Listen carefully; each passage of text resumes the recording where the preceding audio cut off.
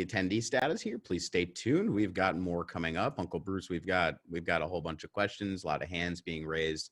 Let's go to another guest panelist, Neeraj. Neeraj, I'm going to be bringing you onto the panel.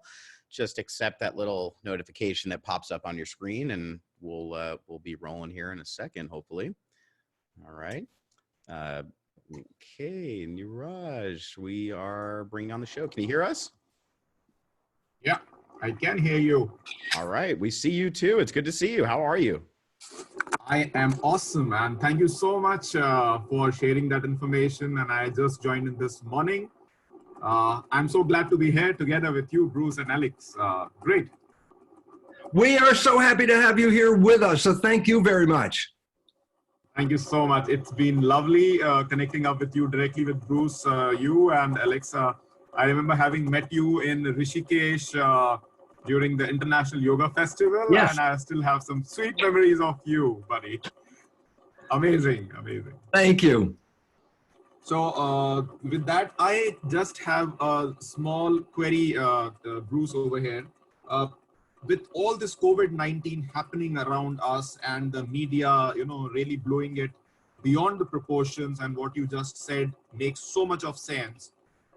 I just want to understand, what do you think is the likely impact on the human consciousness?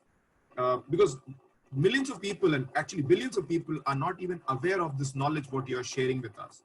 So what is the impact on the human consciousness that you foresee? And how do we deal with it?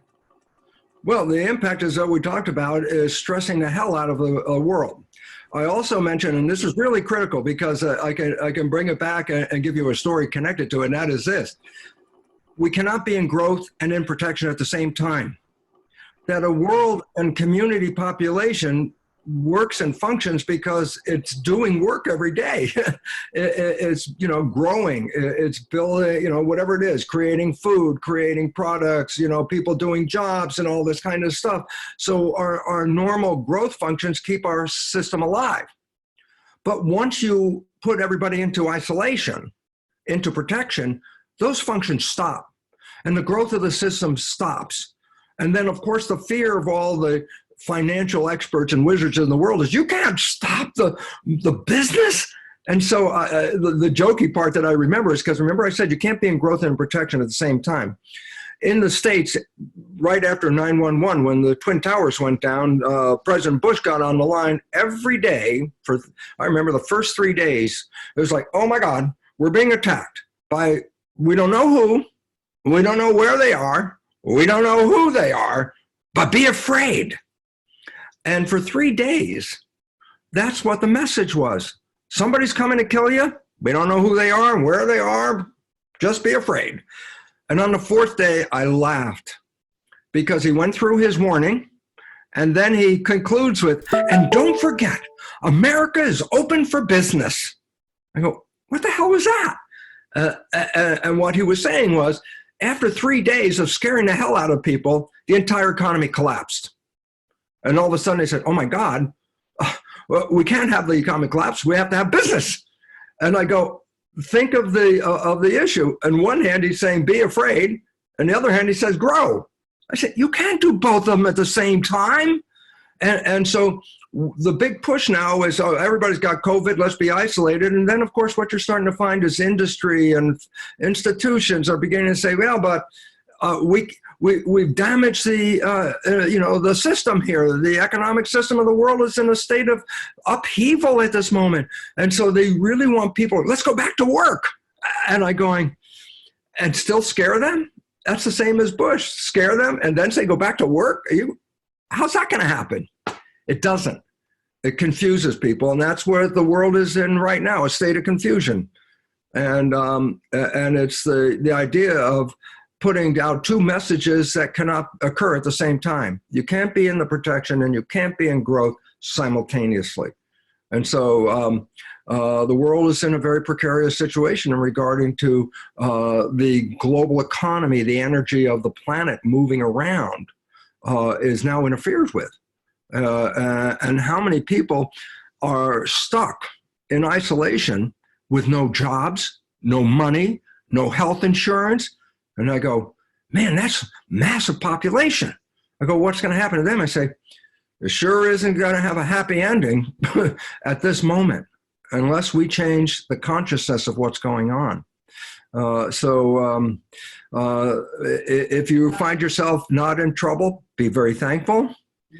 And if you find yourself in the other place, we have to start recognizing we have to come back together in community, because community is what the organism survives with.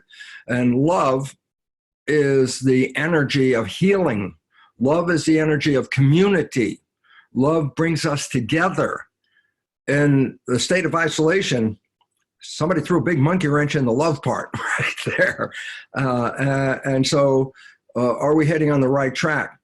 And I go, well, look, we're learning something about, epidemics, but these lessons are now going to kill us if we don't change the way we're proceeding at this moment.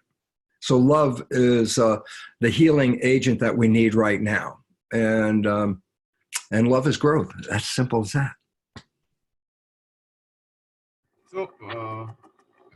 So more specifically, this is something so valuable that you're sharing.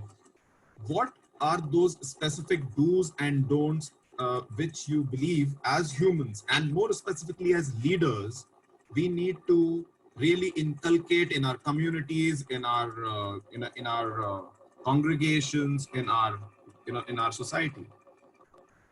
What should we do with it? Is that what the question? What are those specific do's and don'ts? Like, what are the specific things, according to you, that we should be doing, and what are the things we should be avoiding? Well, very simply this. The first thing you should be doing is taking care of your biology, taking care of your system, nourishing it, loving it, and having trust in it. And while you're doing that, also recognize this, is that we must eliminate the fear. And I go, well, that's going to be real hard for a number of people, as I mentioned. If you've got no salary and you're living with nothing in the kitchen, how can you avoid that? And I said, well, we have to move past this much more quickly than we're doing. And so the idea is take care of ourselves and simultaneously do the best you can under the circumstances to get out of the fear, because that only propagates the problem even more. So the best thing is take care of yourself. Take care of yourself. And if your immune system is operating the way it should, then you should be part of the 44% to 50% of the population that's infected and have no idea you've even been infected. That's when your immune system is working really good. Great. Thank you so much, Bruce. I am so glad to be directly interacting with you, and looking forward to learning a lot during this interaction. Thank you so much. I so appreciate you being here. Thank you so very much. I love you, Bruce, for who you are and what you're doing for the humanity. God bless. Thank you. God bless.